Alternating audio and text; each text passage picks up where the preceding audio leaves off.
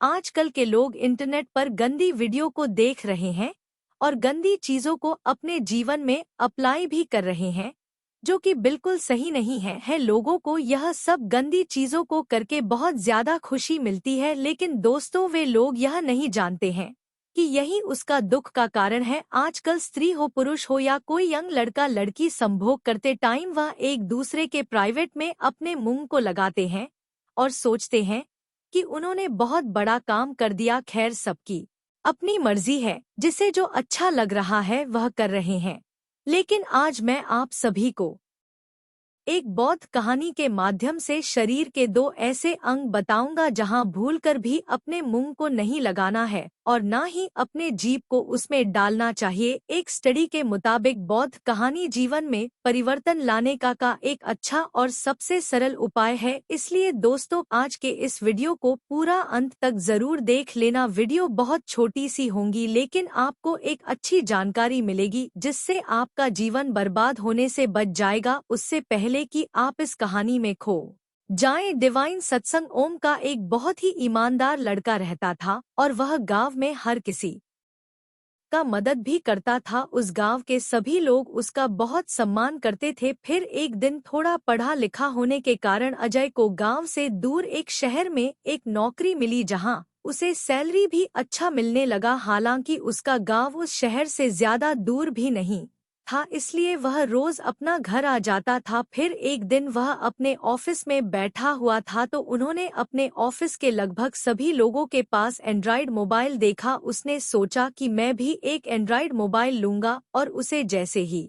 Salary मिली तो उसने सबसे पहले एक एंड्रॉयड मोबाइल खरीद लिया। उसके बाद वह एक दिन रात को इंटरनेट पर कुछ सर्च कर रहा था तो अचानक उसके सामने एक वेबसाइट आता है और जैसे ही वह उस पर एक क्लिक करता है वैसे ही उसके मोबाइल पर एक गंदा वीडियो चलना स्टार्ट हो जाता है। इस तरह की वीडियो वह पहली बार देख रहा था, इसलिए उसे अच्छा लग रहा था और उस दिन वह बहुत देर तक गंदी वीडियो को देखता रहा। दोस्तों, आप समझ सकते हैं कि मैं किन वीडियो की बात कर रहा हूँ।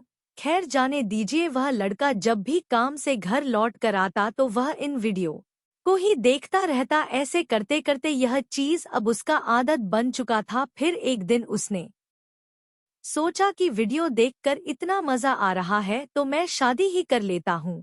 रियल में करूँगा तो मुझे और मजा मिलेगा। और उसने एक सुंदर लड़की को देखकर शादी भी कर ली। उसके बाद वह जैसा जैसा वीडियो में देखा था उन सभी चीजों को अपने वाइफ के साथ भी करने लगा। उसे यह सब करके बहुत खुशी मिलती थी। ऐसा करते करते कुछ साल बीत गया। फिर अचानक एक दिन उसके कंपनी ने उसे काम से निकाल दिया। उसके बाद वह घर पर आकर बेरोजगार हो गया। कुछ दिन बिताने के बाद वह दूसरे कंपनीज में काम मांगने के लिए जाने लगा, लेकिन उसे एक भी कंपनी ने काम पर नहीं रखा। बेरोजगार होने के कारण वह गांव में लोगों से उधार मांगना शुरू कर दिया। गांव में लोग उसका सम्मान करते थे, इसलिए कुछ लोगों ने उसका मदद भी कर दिया, परंतु उसने समय पर पैसा नहीं लौटा पाया। इसलिए जो लोग उसका सम्मान करते था वही लोग अब उनको भला बुरा सुनाने लगे। उसके बाद गांव के लोगों ने भी उसका मदद करना बंद कर दिया। वह लड़का किसी को कुछ बोलने मात्र से ही हर कोई उसे भला बुरा कहने लगता। इस तरह से वह बहुत परेशान होने लगा। उसे समझ नहीं आ रहा था कि उसके साथ यह सब क्या हो रहा है। कुछ समय पहले ही उसका एक अच्छा खासा नौकरी था, गांव में सभी उसका सम्मान करता था, परंतु अब हर चीज उसके साथ उल्टा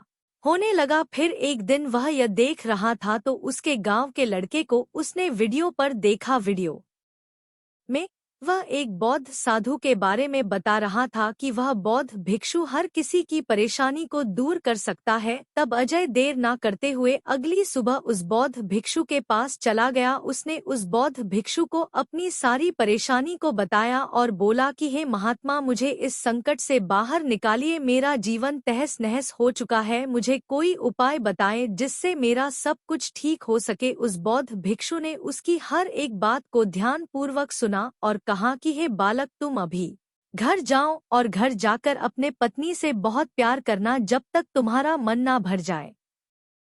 तब तक तुम संभोग करना, उसके बाद मेरे पास आना। उस लड़के ने बौद्ध भिक्षु की बात मानकर घर आया और अपने पत्नी से प्यार करने लगा, अपने पत्नी को जी भर के किस करने लगा। परंतु उसका सबसे गंदी आदत जो थी वह यह था कि उसे अपने पत्नी के मलद्वार को चाटने में बहुत अच्छा लगता था। वह उस दिन अपने पत्नी के मलद्वार को बहुत देर तक चाटा और वह लड़का गंदी वीडियो देखकर और एक चीज को सीखा था, वह यह था कि वह जब भी अपने पत्नी को प्यार करना शुरू करता तो अपने पत्नी के पाँव को भी अपने मुंह में लेता, अपने पत्नी के पैर के उंगली को भी चूसता रहता। फिर अगली सुबह वह लड़का उस बौद्ध भिक्षु के पास गया और प्रणाम करते हुए कहा कि महात्मा, आपके आदेश अनुसार जैसा आपने कहा था मैंने वैसा ही किया। हालांकि बौद्ध भिक्षु कोई साधारण व्यक्ति नहीं था, उसने उसका चेहरा देखकर सब कुछ पहले ही समझ चुके थे। फिर उन्होंने उस लड़के को कहा कि तुम अपना जीभ निकालो। लड़के ने अपना जीभ निकाल कर दिखाया। उसके बाद उस बौद्ध भिक्षु ने कहा, वैसे तो तुम जैसे पापियों का शक्ल देखने मात्र से सामने वालों का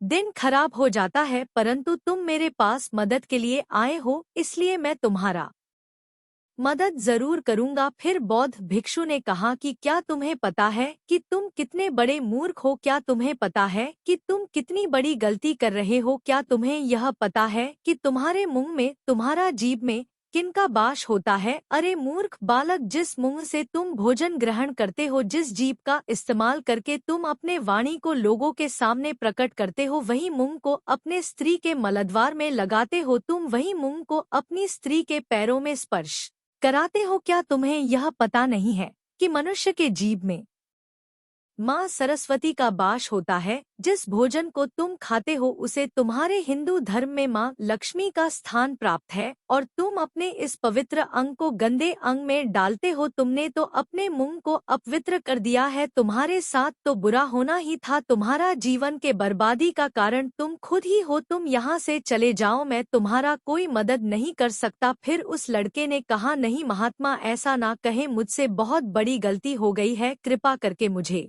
क्षमा करें, मैं और यह सब नहीं करूँगा। कृपया मुझे रास्ता बताएं, मुझे यह बताएं कि मैं इससे कैसे उद्धार हो पाऊंगा। फिर उस बौद्ध भिक्षु ने कहा कि बालक, संभोग करना कोई गलत बात नहीं है, परंतु अपने खुशी के लिए संभोग को गलत तरीके से करना यह गलत बात है। खैर, तुम अब घर जाओ और जब भी संभोग करो तो यह सब पाप को करना बंद कर दो और जाते जाते यह भी जान लो कि अगर तुम कुछ दिन और अपने पत्नी के मलद्वार में मुंह डालते हो तो तुम्हें भयंकर रोग भी हो सकता है, क्योंकि मलद्वार में हर समय जीवाणु का वास होता है जो कि तुम्हारे मुंह को संक्रमित कर सकता है। और हाँ, और एक बात कि ग्रंथों में पति को पत्नी का भगवान का स्थान प्राप्त है, इसलिए तुम अपने पत्नी के पाँव को स्पर्श ना ही करो तो ही अच्छा होगा। और घर जाते जाते तिल का तेल भी ले लेना और हर सुबह उस तेल से कुलकुला करना। इससे तुम्हारा पहले की गई गलती से जो नुकसान हुआ है वह ठीक हो जाएगा। उस लड़के ने बौद्ध भिक्षु की आदेश अनुसार अपने गलती में सुधार किया और अपने जीवन को धीरे धीरे पहले जैसा बना लिया। कुछ दिन बाद फिर उसे एक कंपनी में नौकरी मिली। फिर से गांव में